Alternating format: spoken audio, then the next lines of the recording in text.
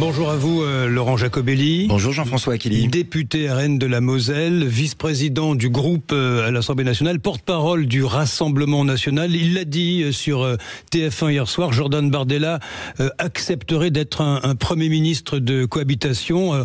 Alors c'est votre objectif quand vous voterez contre la confiance le 8 septembre? Oui, bien sûr, nous avons besoin d'un Premier ministre qui mène une politique dynamique, qui arrête d'étouffer les Français par une fiscalité débridée et injuste, qui arrête de donner la préférence à ceux qui viennent d'arriver en France légalement ou illégalement par rapport à ceux qui ont travaillé toute leur vie, et puis qui arrête de s'en prendre aux retraités, à ceux qui bossent, qui maintiennent à bout de bras le pays. Bref, un Premier ministre juste qui aime la France. Je crois que ça nous changerait après ces décennies de mauvaise gestion. Vous êtes au courant que les Français en ont marre du chaos politique ? Bien sûr qu'ils en ont marre, ils en ont surtout marre aussi du chaos dans la rue, du chaos dans l'économie.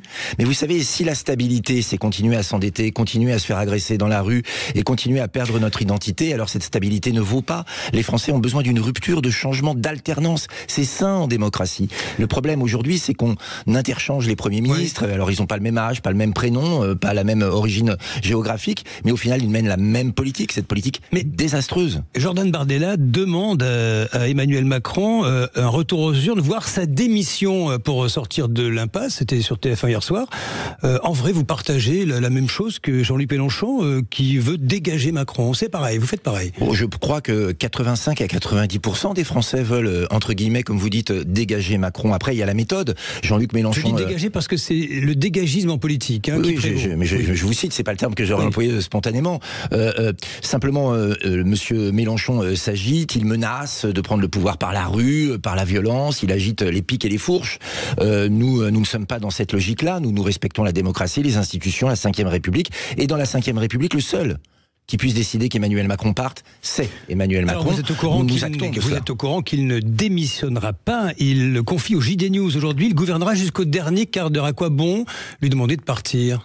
Tout simplement un appel à la raison. Et si pour une fois Emmanuel Macron écoutait le peuple, et si pour une fois Emmanuel Macron se souciait de la France, oui je sais, c'est un peu naïf, oui je sais, c'est tout à fait contradictoire avec ses 10 années de pouvoir.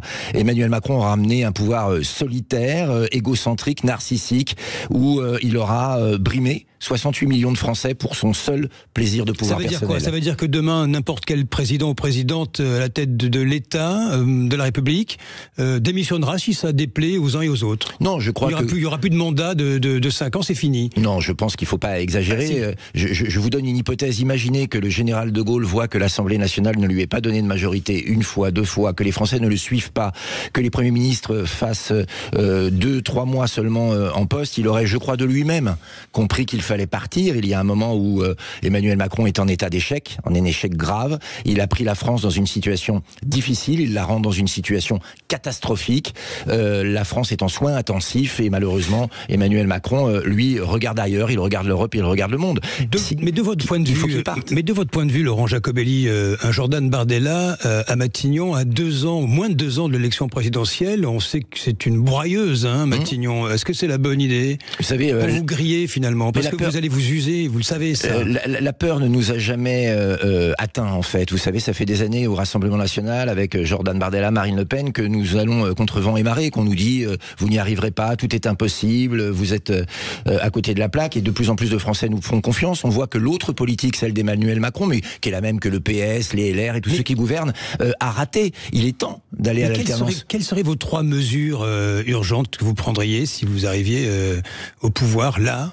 La première serait d'abord de pondre un budget. Parce que je crois que ce sera la première urgence. Nous, on aura une règle d'or. Faire des économies sur les mauvaises dépenses. Et tant qu'on ne l'a pas fait, pas un centime ne sera pris dans la poche des Français. Les mauvaises dépenses... Vous ne pourriez pas le pondre en discutant là, parce qu'il y a Non, mais écoutez, on part de trop loin.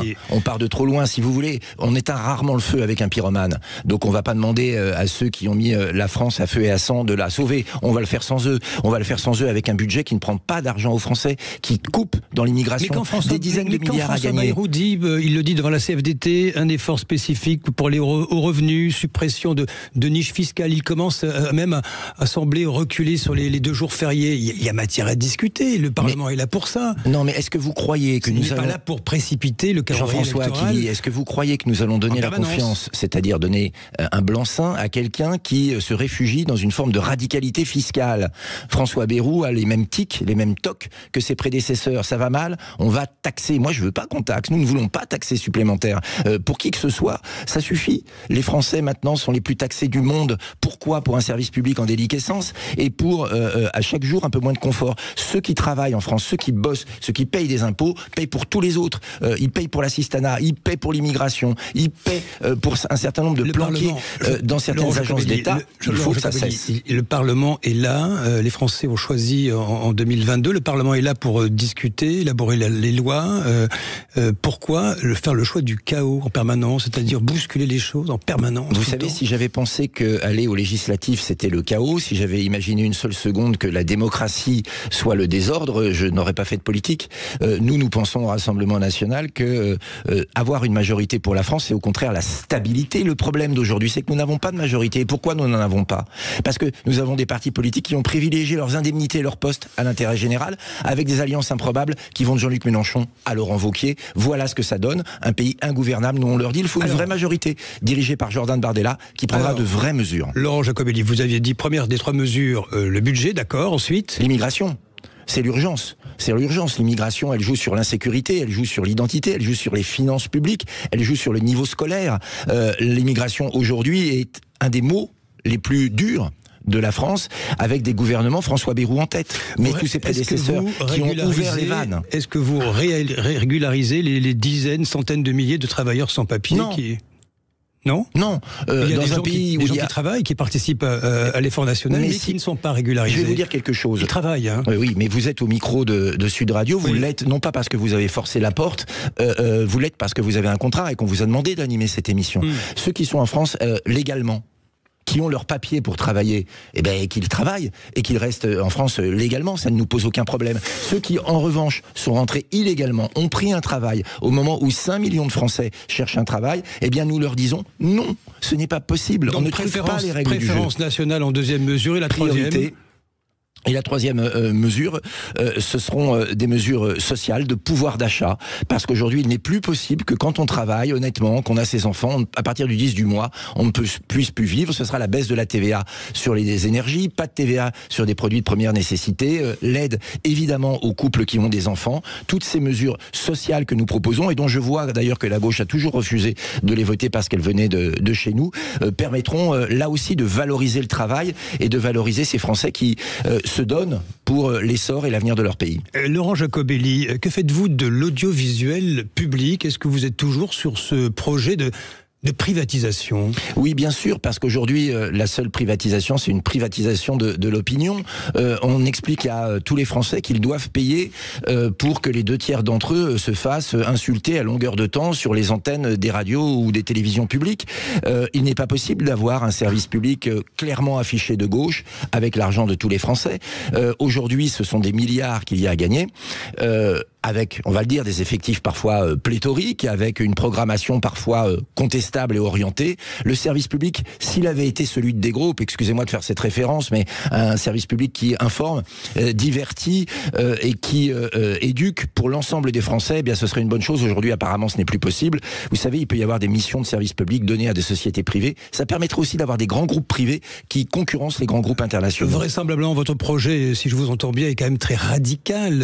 Vous ne craignez pas de mettre le pays en mode insurrectionnel? Qu'est-ce que vous allez faire pour, visiblement, face aux oppositions qui seraient peut-être dans la rue face à vous? Je vais vous provoquer un retour à la réalité brutale et vous ne m'en voudrez pas. L'insurrection, mais j'ai bien compris, mais l'insurrection c'est aujourd'hui, les émeutes c'est aujourd'hui, la violence de certains médias envers des opinions politiques c'est aujourd'hui, la violence de la rue avec le nombre d'agressions qui explose, les attaques au couteau, les attaques contre nos compatriotes de confession juive, c'est aujourd'hui, c'est pas nous. Nous n'avons aucune responsabilité, nous n'avons jamais été au pouvoir. Ceux qui ont été au pouvoir en alternance depuis 50 ans, qui aujourd'hui travaillent dans le même gouvernement Bayrou, ont amené la France vers tous les chaos sociaux, économiques, sécuritaires identitaire. Croyez-moi, il est temps de retourner aux urnes pour changer ça. Laurent Jacobelli, si vous accédez au pouvoir rapidement, est-ce que vous pratiquerez ce qu'on appelle aux États-Unis le spoil system, c'est-à-dire changer les têtes de la haute administration? Mais nous aurons un discours extrêmement simple. Ceux qui sont dans la haute administration, qui le sont par le mérite, par leurs études, qui font leur travail et qui veulent continuer de travailler avec nous, seront évidemment les bienvenus.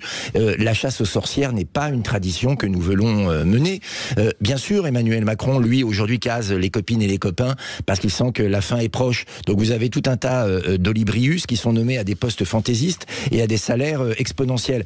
C'est sa vision de la politique, c'est pas la nôtre. Nous, la haute fonction publique sera gérée par des gens compétents, responsables, fidèles à l'idée républicaine. Vous avez les cadres disponibles au Rassemblement national pour occuper tous les postes, ils sont nombreux, pour faire tourner le pays, compétence? Oui, nous les avons. Aujourd'hui, la plupart travaillent dans l'ombre, évidemment, pour nous, avec nous, à l'élaboration d'un projet. Mais je vous le redis, l'idée même de chasse aux sorcières n'est pas dans notre ADN. Parce que vous le savez qu'il n'y aura pas d'ouverture avec les Républicains, avec une partie de la droite qui maintiennent la digue avec vous. Mais quelle digue?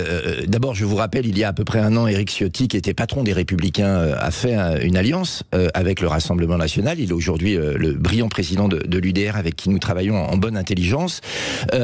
Demain, certains LR que je connais, je côtoie des députés LR qui pensent comme nous et qui sont malheureux de la situation. Vous savez, moi je pense aussi aux électeurs des Républicains qui voient aujourd'hui leur parti soutenir M. Bayrou, qui veut raboter les retraites, faire travailler gratuitement 2 jours de plus les Français, qui accepterait l'idée de 40 milliards d'impôts supplémentaires. Ces gens de droite sont malheureux. Eh bien moi je leur dis, venez travailler avec nous, parce que nous avons une autre vision de la France, nous voulons défendre la France du travail. Je suis pas sûr, Laurent Wauquiez, que Bruno Retailleau, même qu'Édouard Philippe vous rejoignent un jour. Pardonnez-moi, mais les responsables des partis vu leur bilan, de la droite dite traditionnelle... Oui, vu leur bilan, je vais vous dire... C'est pas fait, Non, vu leur bilan, c'est pas très grave.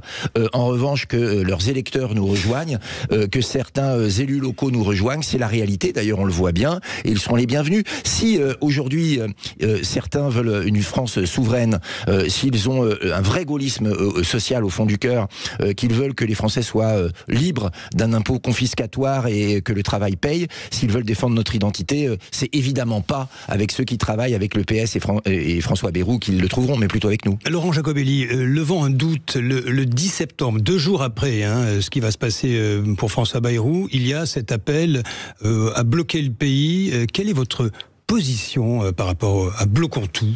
Non, je crois que bloquer, ce n'est pas avancer, c'est une évidence. Nous, vous n'êtes pas favorable à ça, vous? C'est pas ça, c'est que nous, quand un mouvement social n'est pas organisé par nous, nous laissons les gens libres. Parce que Jean-Luc Mélenchon, lui, appelle à rejoindre le mouvement. Oui, mais c'est la grande récup. Et c'est bien le problème, c'est-à-dire que Jean-Luc Mélenchon va torpiller ce mouvement. Vous avez sûrement des gens sincères qui veulent que l'étouffoir fiscal s'arrête, qui veulent un peu plus de pouvoir d'achat, qui vont vouloir défiler. Vous ne croyez pas que dans ce mouvement du 10 septembre, on entend des voix qui... On ne sait pas trop qui dirige ça, c'est assez spontané. Ça y est, il y a un grand nombre de vos électeurs. Mais bien, s'ils veulent y participer, ils peuvent y participer. Mais je vais vous dire quelque chose. Dans la mesure où il y a du LFI dedans, ce sera forcément, excusez-moi l'expression, quand c'est LFI, c'est pourri. Et vous aurez... Qu'est-ce que vous dites? Oui, quand c'est LFI, c'est pourri. Vous aurez des drapeaux pro-Hamas, vous aurez des propos antisémites, vous aurez des black blocs. À partir du moment où l'extrême gauche infiltre un mouvement, ce mouvement est foutu, récupéré, et c'est un mouvement qui devient un mouvement contre la République. Nous espérons vraiment que ce ne soit pas le cas le 10 septembre. Vous savez, les Français ont raison de crier parfois, ils sont malheureux, mais le seul moyen de changer les choses, c'est le retour aux urnes, une nouvelle majorité. Nous croyons à la politique, nous croyons à la 5e République, nous croyons au Parlement, et c'est le seul moyen de changer les choses. C'est là que ça se passe. Donc vous dites non à ce mouvement du 10 septembre. Pour vous, c'est désordre. Je me suis mal exprimé. Si vous avez compris ça, je dis que nous ne participons pas en tant que parti. Chacun est libre de faire ce qu'il veut, mais je dis attention. Un mouvement où les règles de la République et les règles de l'ordre public ne sont pas respectées n'est plus un mouvement respectable. Un mouvement pris en main par Jean-Luc Mélenchon est un mouvement dangereux. Espérons que ce ne soit pas le cas. Une clarification avec vous ce matin, Laurent Jacobelli, concernant Marine Le Pen. Oui. En cas de dissolution, elle ne pourra pas, vous le savez, se représenter aux législatives. L'appel n'est pas suspensif. Que se passe-t-il concrètement?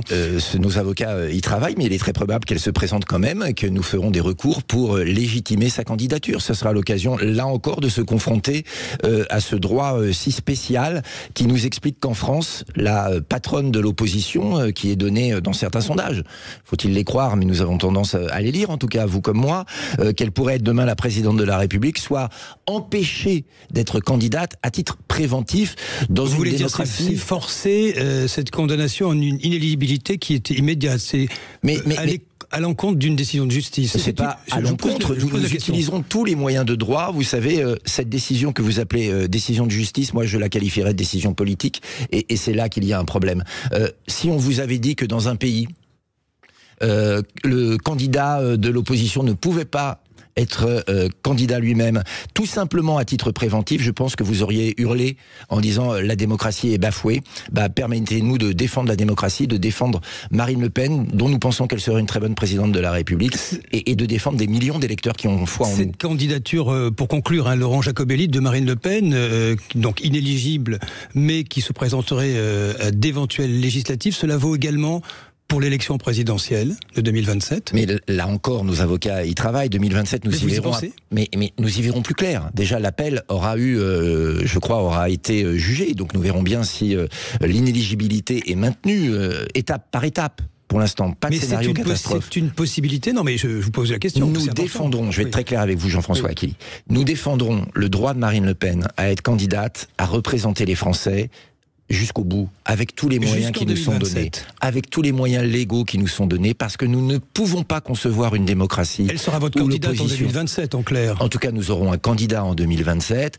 Marine Le Pen, Jordan Bardella sont assez avisés et assez conscients de l'intérêt général pour prendre ensemble la bonne décision au bon moment.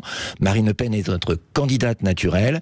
Jordan Bardella serait un très bon candidat, donc je tiens à rassurer tous nos auditeurs, il y aura en 2027 un candidat à Rassemblement National.